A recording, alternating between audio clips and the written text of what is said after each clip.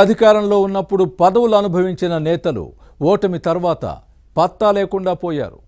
Party కేడర్కు అందుబాటులో లేకుండా ఇతర రాష్ట్రాల్లో వ్యాపారాలకే పరిమితమయ్యారు. ఎన్నికలు మరో 4 ఏళ్ల తర్వాత కదా, అప్పుడు చూసుకుందాంలే అన్న ధోరణి నేతల్లో కనిపిస్తోంది. పార్టీ ప్రోగ్రామ్స్ కాదు కదా, నిరసనలు ఆందోళన కార్యక్రమాలకు దూరంగా ఉంటున్నారు. వైసీపీ నేతలు ఇంకా ఓటమి వైరాగ్యాన్ని వేడలేదనే కామెంట్స్ కూడా వస్తున్నాయి. ఇంతకీ ఏ జిల్లాలో ఈ పరిస్థితి ఉంది? పార్టీ అధినేత జగన్పై కేడర్కు ఉన్న అనుమానాలేంటి?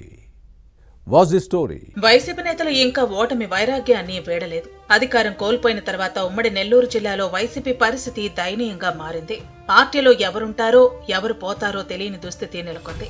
పవర్లో ఉన్నప్పుడు పదవులు అనుభవించిన నేతలు గత ఎన్నికల్లో ఓడిపోయిన తర్వాత పత్తా లేకుండా పోయారు. నియోజకవర్గాలకు దూరంగా ఉంటూ క్యాడర్కు కూడా అందుబాటులో లేరు. కూటమి ప్రభుత్వానికి వ్యతిరేకంగా పార్టీ నిర్వహించే ఆందోళన కార్యక్రమాల్లో మొక్కుబడిగా పాల్గొని చేతులు దులుపుకుంటున్నారు. ఎన్నికలు మరో 4 ఏళ్ల తర్వాత కదా, అప్పుడు చూద్దాంలే అంటూ లైట్ తీసుకుంటున్నారు. 2019లో ఉమ్మడి నెల్లూరు జిల్లాలో 10 సీట్లను గెలుచుకున్న వైసీపీ పరిస్థితి గత ఎన్నికల్లో రివర్స్ అయింది. పార్టీ ఇన్ఛార్జీలు, మాజీ ఎమ్మెల్యేలు, ముఖ్య నేతలు హైదరాబాద్, చెన్నై, బెంగళూరు వంటి ప్రాంతాల్లో ఉంటూ వ్యాపారాలు చేసుకుంటున్నారు. నియోజకవర్గాల వైపు తొంగి చూడటం లేదు. గతంలో నెల్లూరు సిటీ నుంచి ప్రాతినిధ్యం వహించిన మాజీ మంత్రి అనిల్ కుమార్, కోవూరు మాజీ ఎమ్మెల్యే నల్లపరెడ్డి ప్రసన్న కుమార్ రెడ్డి, కావలి మాజీ శాసనసభ్యుడు రామిరెడ్డి ప్రతాప్ కుమార్ రెడ్డి, ఆత్మకూరు మాజీ ప్రజాప్రతినిధి మేకపాటి విక్రమ్ రెడ్డి నియోజకవర్గాల్లో ఎక్కడా కనిపించడం లేదు. పదవిలో ఉన్నప్పుడు అప్పటి విపక్షంపై ఇష్టం వచ్చినట్లు నోరు పారేసుకున్నారు. మరో 30 ఏళ్ల తమదే అధికారం అన్న గర్వంతో విర్రవీగారు. అప్పట్లో అంతగా విరుచుకుపడ్డ నేతలు ఇప్పుడు తమ ప్రాంతాల్లో తిరగటానికి ముఖం చెల్లటం లేదనే మాట సొంత పార్టీ క్యాడర్లోనే వినిపిస్తోంది.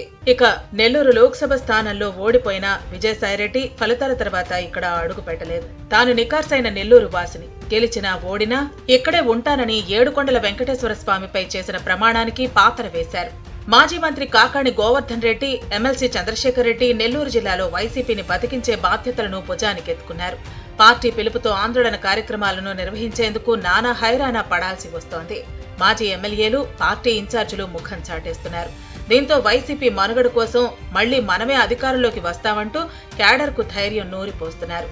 కూటమి ప్రభుత్వాన్ని విమర్శిస్తూ ఉనికి కాపాడే ప్రయత్నంలో ఉన్నారు.